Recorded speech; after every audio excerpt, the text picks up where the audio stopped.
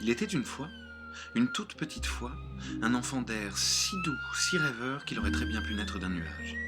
Mais non, non, non, cet enfant-là était un enfant d'homme. Son père était un homme de terre, garde forestier depuis toujours, il savait parler racines, écorces et feuilles. Sa langue était ancrée et poussée vers le ciel.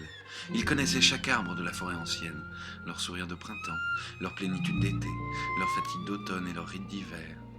Sa mère, elle, était coupe-rivière. Femme d'eau, dans le fond de l'âme, elle savait parler aux fleuves et les contenir. Elle pouvait distinguer dans le bruit des torrents le murmure de chaque goutte d'eau. Moi, disait l'une, je viens de la montagne, le soleil m'a fondu il y a maintenant un mois. Moi, disait l'autre, on m'a plu hier et je crois que je n'ai pas fini de pleurer mon orage. Moi, je suis fatiguée, disait encore une autre, j'arrive tout droit d'un long et sinueux confluent. Vous savez, ces ruisseaux qui serpentent et arpentent la terre à la recherche du grand fleuve qui mène à l'océan.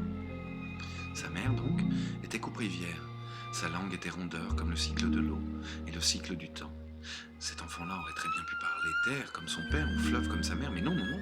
Cet enfant-là était un enfant d'homme et il parlait d'air. Sa langue était un souffle vif et nomade. Ses mots avaient tout juste le poids d'une brise d'été, si bien qu'on l'appela l'enfant léger.